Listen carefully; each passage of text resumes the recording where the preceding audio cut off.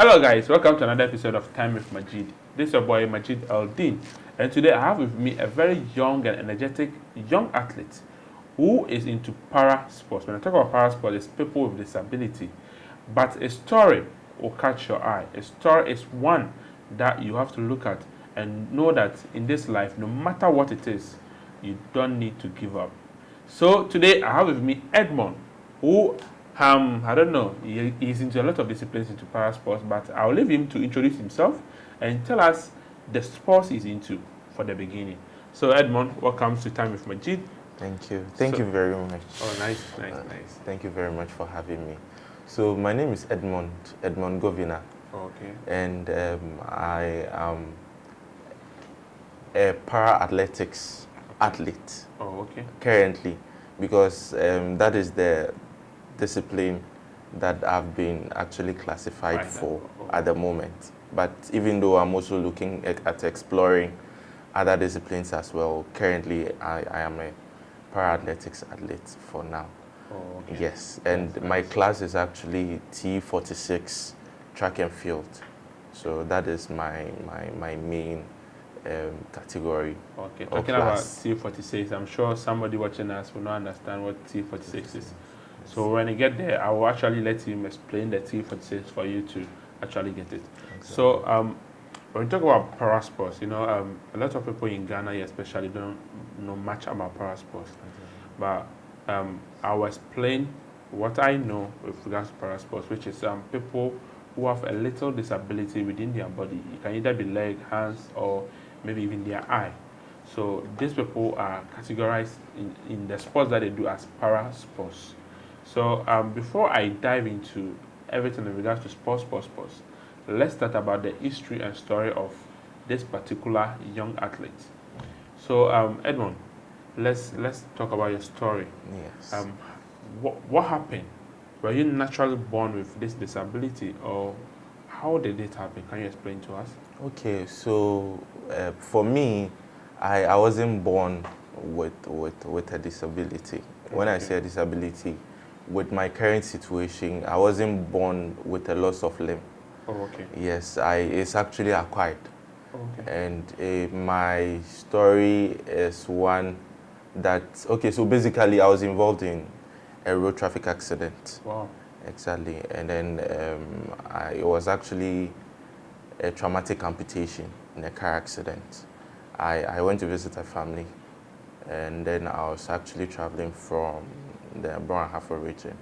So on the Accra-Kumasi highway, that was where the accident happened. So like from Kumasi coming to Accra? Yes, coming to Accra. Yes, I was on a bus, and then the bus veered off the road. It was at night. Wow. And it was raining as well. So the driver veered off the road, and then unfortunately, the bus overturned. It somersaulted about 3 times. Oh. And I was one of the people sitting close to the windows of that big bus. It was actually a grand bed bus. So like the VIP buses? Yes, well, there's VIP buses or there's big buses. And the car somersaulted about 3 times. Oh. And big bus, yes, sorting about 3 times. It tells you the degree. You are alive today. Yes, I mean, wow, that's it wasn't easy initially. All that while I went through shock. Oh, so I didn't know what was going. Yes, because it was traumatic and everything. After the accident, it was that gory. It was that people died in the accident and everything. Wow. But by the grace of God, I think some of us were saved in the accident. Maybe shaking. So yes, I mean that was what happened. And I don't know the insights I can give about the accident, but like I said, as the car veered off the road, and then the driver was trying to bring it back on track, and then if it just somersaulted like that. So was it like there was another car approaching? So yes, you didn't even actually see what happened? Yes, it was raining then, so okay. I'm very sure because of the cold nature or the temperatures were down at the time, and it was early mornings too. So the driver, I believe, was sleeping. Oh, okay. He was falling asleep, and then he came back to his normal, and then he realized the bus was veering now facing the oncoming cars. Wow. So he had to turn the bus, and then that was it. And then it's somersaulted about 3 times, and most of the people on my lane was also amputated. It was traumatic because the bus fell on the right So like that. Bus, like let's say you guys were about 40 something. Oh, well, I think we were more than that on that bus. Yes, I think yes. Because I was on the 11th seat, and I learned it was almost like a 50 plus. I'm sure. So which year was this? Which year? It was in 2018. That's like 6 years ago. Exactly. Yeah, 6 years ago. So most of the people sitting close to me also had the same amputations on their right. Oh. Yes. And when it happened, fortunately for me, the bus had somersaulted. Everything had blacked out. I was in the bus, and I didn't know what was happening. Everybody was shouting for help, obviously. So I also came out, and I had a little idea on trauma, how to manage trauma and all of that. So I realized I was bleeding. I didn't even know my hand was off till someone told me that, this is what was happening to you when I came out of the bus. So I looked at it, I realized I was just losing blood. So then I was in shock, and I was bleeding. So I saw one person, I told the person to help me. The person was also telling me to help Wow. her, and then shock. Another gentleman. So I just came back to myself out of the shock, and then I removed my belt at the time. So I had to tie the belt to my upper limb to make sure that the blood wasn't. I had to just walk close to the cars that were passing. An accident had happened. Okay. So people didn't want to stop. And then fortunately for me, a taxi driver stopped. And then I asked him where the next closest hospital is, that he should take me there. Other people also joined. So in this particular moment, you had all this idea of asking the person upon all the trauma and everything. Yes, because and you are tough. It's not about being tough. It's about saving yourself first. Oh. Yes, I don't know how it all came, but I'm also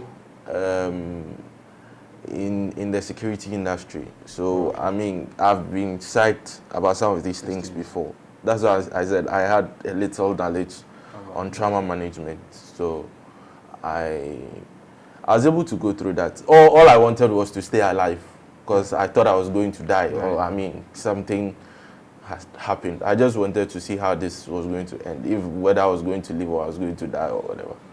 So we got to the hospital, and then that was it. Emergency triage management, and that was it. So I didn't come to terms with it until they managed it, and then I, resumed consciousness. I realized, hey, so it's true. So when you picked the taxi, yeah, did you go to the nearest hospital, or you actually came to Accra? No, to the nearest hospital. It happened around Suhum. So okay. Yes, I think on the Suhum stretch coming to Accra. And then I think, yes, the driver drove us to the Suhum Government Hospital. Yes, I think that was where it was managed. And then, so it was traumatic. It happened, and then my hand went off. I didn't see it. So sorry. I didn't see it. I didn't see my hand again, and people were also trying to find their own body parts somewhere, fix it, but that was it. I just wanted to stay alive. For me, that was what the goal was. So later on, I realized, okay, this is it. At least I have life. So initially, it was difficult for me, very, very, very difficult. Yes, to accept it, but it had already happened. You have people talking to you every time. It's just, okay, you're alive. You saw what you went through. So from Suhum, and I'm sure you came to Accra. Which hospital in Accra did you came to? So after Suhum, when it was managed, I wouldn't say it wasn't managed properly, but I was having some infections. Yes, okay. infections because the whole thing had come out and my bones were also broken. And there were lots more people coming in for the emergency treatments. So they had to refer me quickly so that the blood and the other things would stop. And then I was referred to the Kufuor Government Hospital. I think that was where the whole thing was done for me properly. Yes, because the accident actually happened below my elbow. The whole of below the elbow was off, and the bones were, exposed and all of that. So later, we went there, and then it was properly amputated, and then yes, I was taken to the theater, and that was done at the Kufuor Government Hospital. Yes, that was where I received treatment for everything. So what made you come in terms with the whole thing that happened? What actually gave me strength was what I had seen. The people who were, I saw people who were also amputated just like myself. So it was just about survival. It's just about, you don't think about just you think about what was happening to other people. I remember when I was getting into the taxi, there was a lady who was also traveling with the brothers. And she was also sitting, I think, behind me or something, and her whole face was almost crushed. Yes, her face was disfigured. You wouldn't see her face. That was what I was actually seeing. So anytime she was talking or wanted to speak, there was blood oozing from the eyes, nose. It was almost like crushed. Wow. So I asked myself, at the time, I hadn't even looked into a mirror, or I was asking if I was all right, if everything was okay with me, if everything was intact, apart from what I'm not seeing. And then later on, when I actually went into the surgery, before the surgery was going to be done, the doctor spoke to me and then told me that, look, I'm okay. Am I feeling pain to any other part of my body? And I said, no, just here. And he said, okay, if that is the case, that is where they are going to work on. And I was okay. So he assured me that everything was fine, apart from maybe other things they were going to look at. He felt I was okay. So that assurance alone, gave me some hope that's okay. So after the amputation was done, I'd already known that, okay, this is what it was. Yes. But my only fear was how I was going to face the world again. Yes. So talking about facing the world. Yes. So now everybody know the whole Ghana. I'm sure the whole Ghana knows you. Yeah. So facing the world, did you actually decide to just venture into sports? Or you decided like, okay, let's look at other things. They realize, oh, there's sports you can also venture into. Well, sports wasn't the first thing I thought about. Initially, I was asking myself so many questions. I was actually working as a security supervisor at the time. And the first thing I thought was I was going to lose my job because I wouldn't have, the presence and appearance to be able to, do that again. Yeah. That was first one. And the second thing was, okay, so if I'm going to lose my job, what else would I be doing? Am I now going to start something all over or do things I used to do that would make me happy or bring me peace? So I was thinking through, as I was thinking through that, at the time I had physiotherapists coming around to talk to me. So when they came, they spoke to me and said, oh, Edmund, you are recovering very fast. You are a strong person. So through that rehabilitation moment, I had some talks with them, and they asked me so many questions. What was I thinking? Even though initially I wanted to give up, because when I think through, I didn't know what exactly I wanted to do. Yes, but when I was speaking with other people, especially the physiotherapists there at the time, they will tell you anytime they come for their routine checkups, make sure that I'm okay, my limbs were, moving well and everything. I said, oh, Edmund, you're a strong guy. What have you been doing before? I said, oh, I used to love sports. I used to, we play football, we go to the gym as young people. And because I was also in the security field, we trained security guards here and there. So there was a lot of athletic. Yes. So the man said, oh, I mean, you can still do sports. It's just your arm that is gone. There are a lot of other things you can do for you to be happy. I said, okay, I'll try and then see if maybe I'll read around. So a lot of times they did very well. A lot of times they come to me, they show me videos, I watch videos on YouTube. And I said, oh, I like this. I mean, I feel if I should do sports, it will bring me some excitement and then bring me peace. That was when I said, okay, I should just try it and then see, read about it, if it's possible or it's feasible or it can be possible for me to. And I accepted it. So I started reading about it. From there till I was discharged. And then I came home, everything was okay. And then I said, okay, let me give it a try. Maybe I've been in bed for a very long time. If it is soccer, I'll play. Do I need to go outdoor and go and play soccer for people to see? Or people even wouldn't want to play soccer the way I used to play soccer with them. They feel, you have a limitation now. So, and I said, okay, if I wouldn't do soccer, what else can I do? Then I started watching videos. That was how come I realized there was even the Paralympic movement for people living with, impairment or disabilities. And so we started from there. And then so actually, one point, you saw the Paralympic sports through YouTube videos? Yes, through YouTube videos. And reading stories around limb loss. Okay. Yes, I mean, you try to read around things you can do when you lose a limb. And then some of these things come through. And I realized most people were actually finding, some solace in sports. And sports was a very good avenue for people to actually venture into. Exactly, and feel good. So with your limb issue, that's why you actually decided to do the discus throw? No, for the discus throw, I think it was a process. Oh, okay. Yes, when I started, I was running.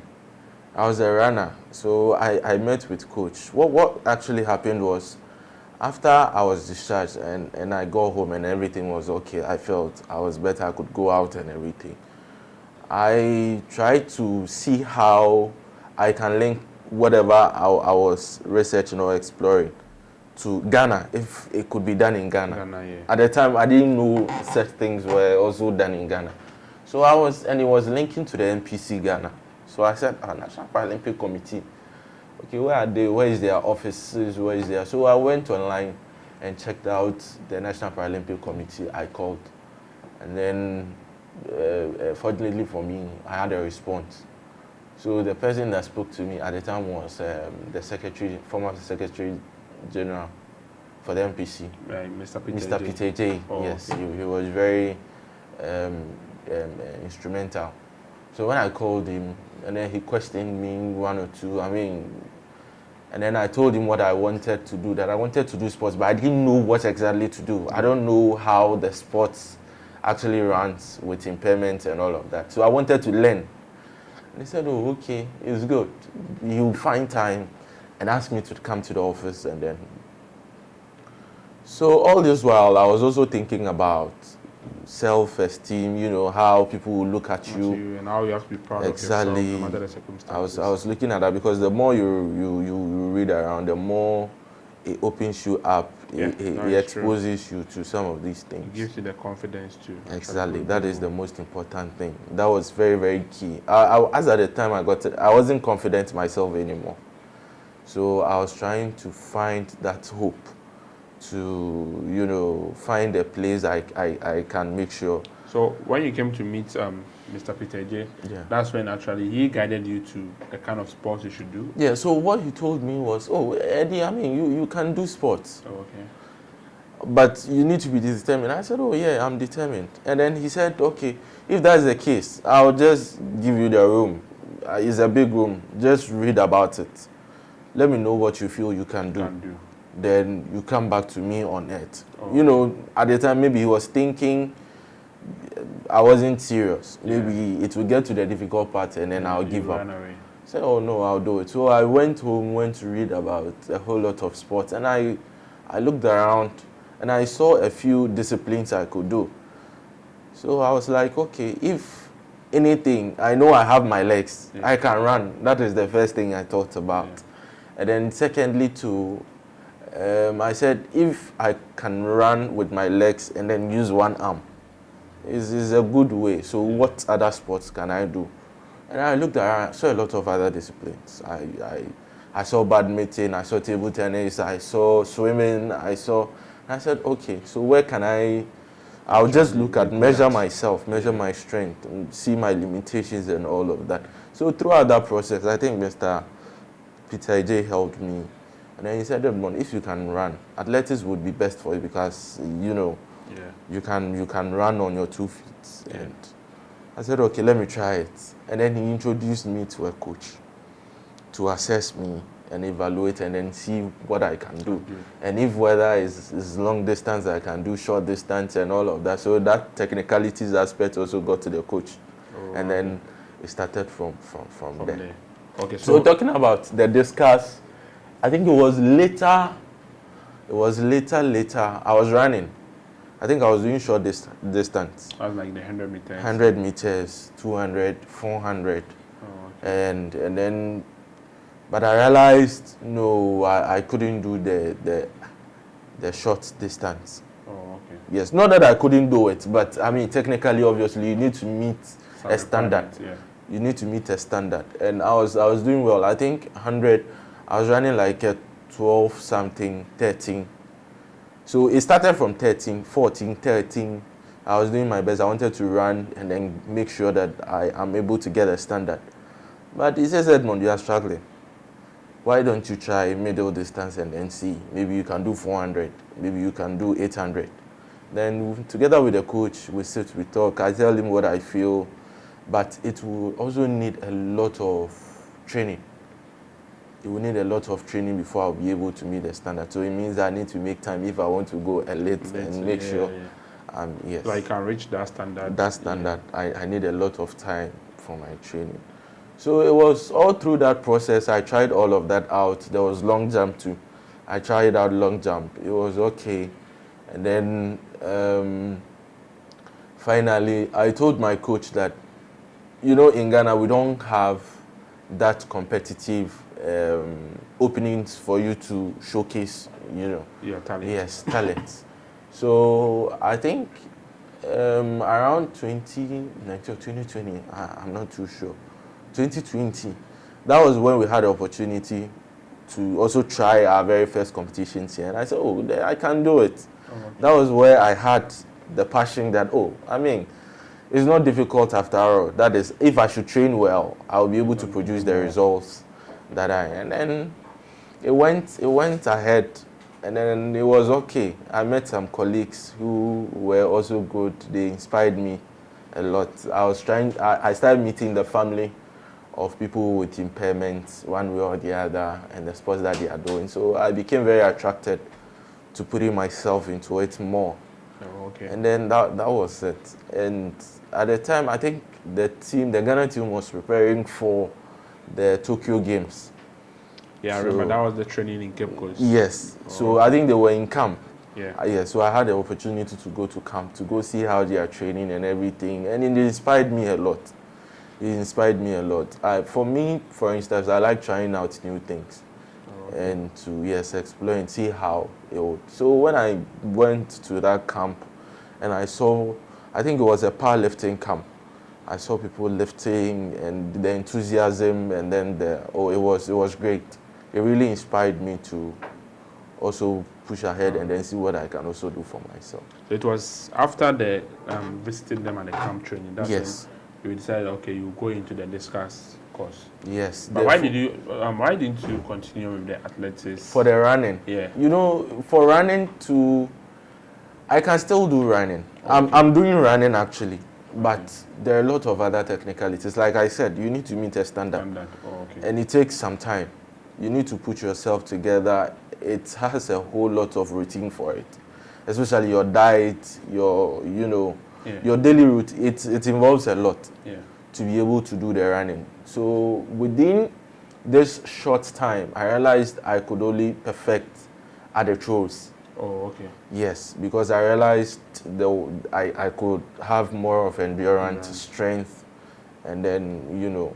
So I spoke with my coach, and then he said, "Oh, Edmund, why don't you also try the throws, short put, discus, and let's see if it will work out." So I started little by little. Javelin was also there. So you would also look at, measure a few things or factors, and then see how it will go. So I started with javelin. And then with javelin too, you need to throw with your dominant arm to be able to also get a standard. So we weighed all of those options, and I realized, okay, if I'm given the opportunity, I'll choose among these disciplines that I'm training on, and then see where I'll do better. So I felt I was doing better with the javelin, and then the shot put. The progress was much faster. Faster than Yes, the other ones. yes. Okay. So that's how come. So so far, are there any specific challenges you've had with this, with the sports that you've chosen so far? That's the discus, the javelin. Yes. Are there any challenges you've faced so far? Yes, there are challenges. You know, in Ghana, there are a lot of limitations. Yeah. Yes, when I say limitations, we lack quite a number of things, especially, you know, technically how we manage people with impairments in sports, because we need to really evaluate the athlete and then see the strengths of the person and then see where exactly they can fit into. exactly, and then for the person to perform and have the standard to be able. But you know, because of a few things, we all know how systems are hard in Ghana, and that support won't come. If you don't understand it yourself, it will be. So I think with the help of the NPC, that's the National Paralympic Committee, I think they were running a program called the Parasports Against Stigma. You know, yes. So I also tried and then got closer to read more about it.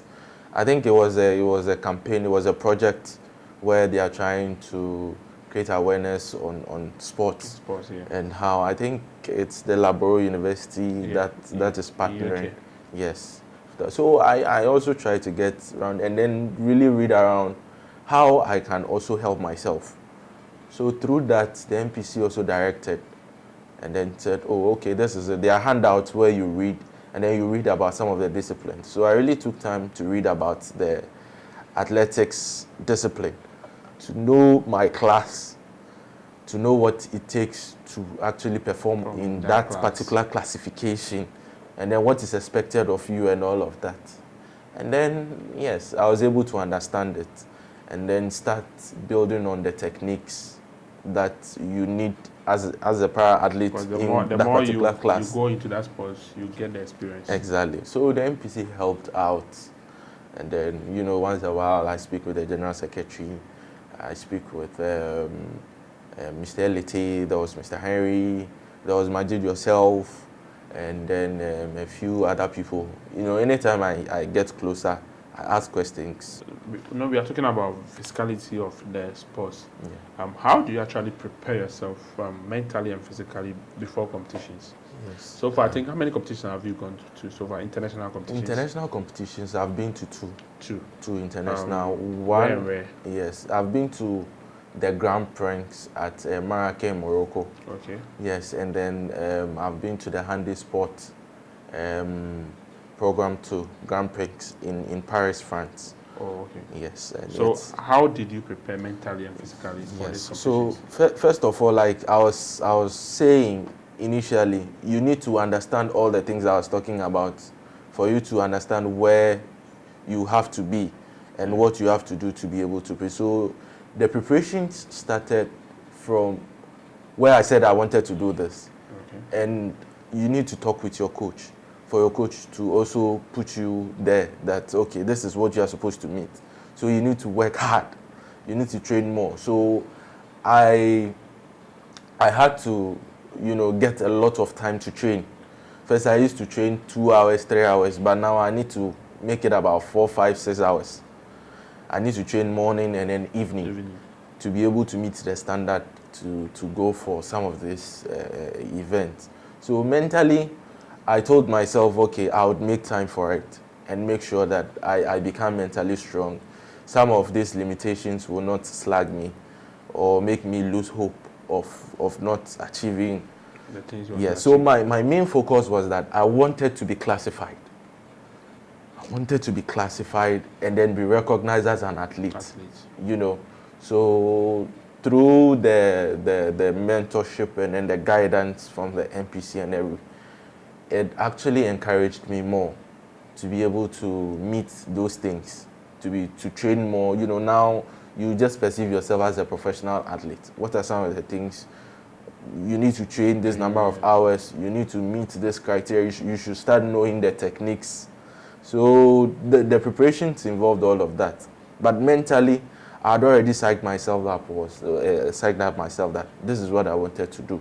I wanted to, you know, get classified, meet the requirements, and then see if I will qualify to represent Ghana in the Paralympics. Oh, okay. Yes. So talking about moment, when you went for your first competition, which, as you said, was basically your main focus was to be classified. How was the feeling when you came to the stadium, realizing all these people who are also disabled are around you? How was the feeling like? It was fantastic because it was exciting. It was fantastic. I hadn't seen so many people. You know, everything was organized.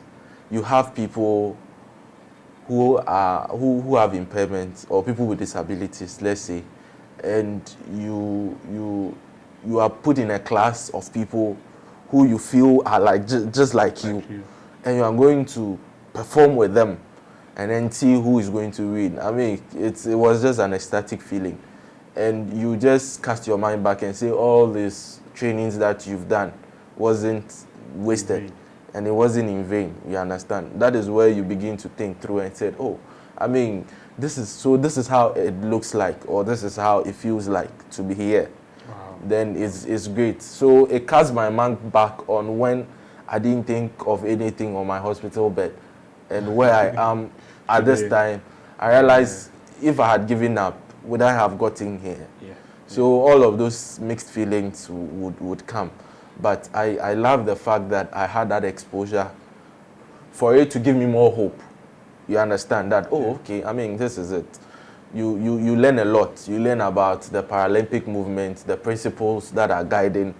And I mean, it was great. It was a great feeling, especially representing Ghana. You being in Ghana, yes, apparel for you to say, I'm representing Ghana. I mean, we've all thought of that. It's like a dream come true for me. I used to play football, but it got to a point I didn't do it again. So I said, okay, so if I have not been able to do it, and now I'm doing it this way, I think it's more or less like a dream come true for me. That's good to know. So now that you've actually been classified, and you know the kind of sports you have interest in, exactly. Do you have any support system that you feel like this system, if this system has not been there, I won't have been able to actually push hard and push forward to get my goals? Yes. Honestly, the issue is, like you asked about challenges. The main challenge is about support. You know, we don't get to have the kind of support the international, you know, athletes get. When I say international athletes, I mean the well-developed countries have. As compared to Africa, we have so many limitations, or we lack some of this support. It's either, for me personally, I've just had support from my family, and then a few friends here and there who would encourage you and say, oh, come on, I mean, you can do it. Others would also discourage you because they feel, I mean, in Ghana, no, the support will not come. I said, okay, the support will not come, but I mean, people need to know what you're doing before they can support you. So you need to start from somewhere. So for me, my family has been key. My family has been very supportive, both mentally and then physically, and I mean financially, and everything. They had supported me from day one, and then pushed me to do what I'm doing today. But when it comes to a larger scale, let me see, regional or national levels, we all know the challenges we are facing. It's the government can't do everything, and government also channels very little resources to some of these lesser known sports. Even the abled athletics, doesn't have the attention. Then how much more you do in athletics at the para level. I mean, it's not easy for you to psych yourself up to push yourself to be an elite athlete. Yes. So I mean, for support, it hasn't been great, but I mean, I believe that the government, apart from the government, I'm sure that the MPC is also working out a lot of support systems from the international world, the IPC, and all of that. And I'm sure some of us who came from nowhere and are here today, I believe if there was no MPC, there was no IPC and all those systems, it wouldn't work. So I think MPC Ghana is doing well. The MPC Ghana is doing so what's your main goal after being classified as an athlete now? What's your main goal? What do you want to achieve? Like you feel like when you achieve this thing, you've reached the peak of your career, I feel like, yes, you've done it. Yes. So from the beginning, the first thing you think about is to be a Paralympian. Wow. Yes. So it has always been my dream that even if I get to that international stage where I can be at the podium, where I'm representing my country at that highest level, I mean, that is it. And it's not just about the fact that you've gotten to that point means that you want to win something for Ghana. So that has been the goal. Okay. And throughout this journey, I've also realized that there are a lot of barriers. And I'm sure that my story might inspire somebody. Yeah. So the goal has always been that I would inspire another generation or the younger ones coming up.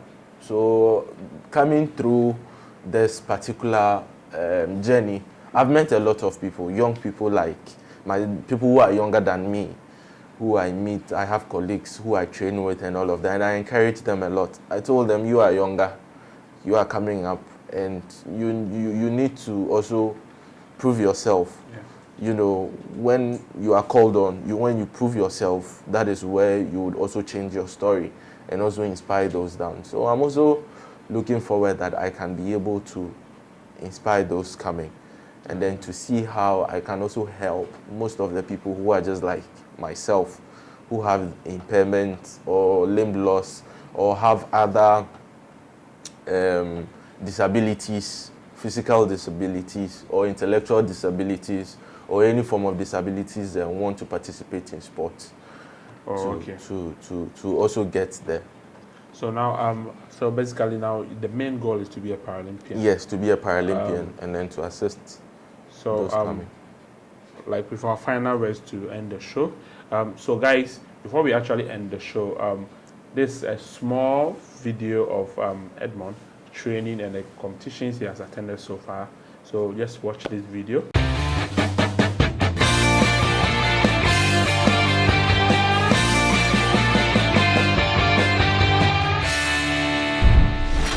So welcome back. So Edmund, any final words for anybody watching you? Yes. Like, my final words will go to people who are living with impairments or people with disabilities. I mean, it can be any other form of disability, but I believe that sports is an escape plan. Yeah.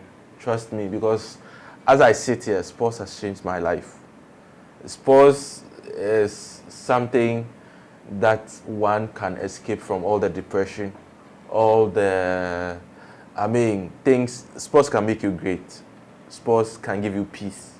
Sports can give you excitement. Don't think about any other thing. And I believe that if you partake in sports, you are going to inspire quite a number of people and you'll be so proud of yourself.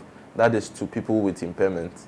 And then the other one has got to do with people who would need to support us. I mean, I would urge people to support people with impairment in sports or people with disabilities in sports. It's not easy. I mean, psychologically, it takes a lot. We would need all the support. We need all the psychological support, all the financial support to be able to produce the athletes we want to get to represent Ghana at those highest levels for us to win a lot of things. I mean, a lot of Ghanaians are inspiring us.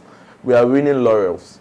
The first generation have done theirs, second generation. So as the generations are coming on, we would urge that the government put a lot of support. Apart from the government, we would please plead with corporate Ghana to also collaborate with the MPC Ghana to assist or to support athletes to have their world-class talents out there.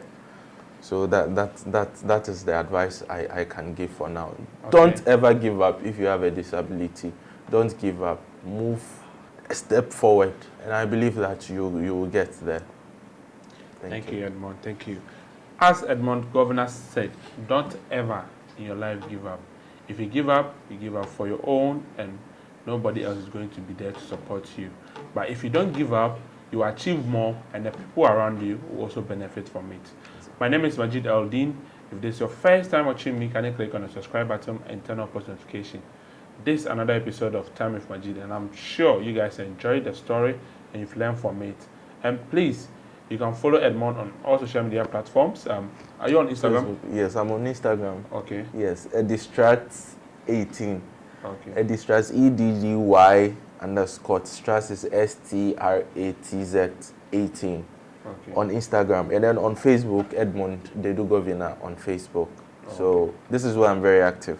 Okay. And I'm also on TikTok as well, but it's not that. But you can also. TikTok too is Edmund Govina. Yes, Edmund. Okay. So. All right, guys. So thank you very much. See you guys another time. Bye bye.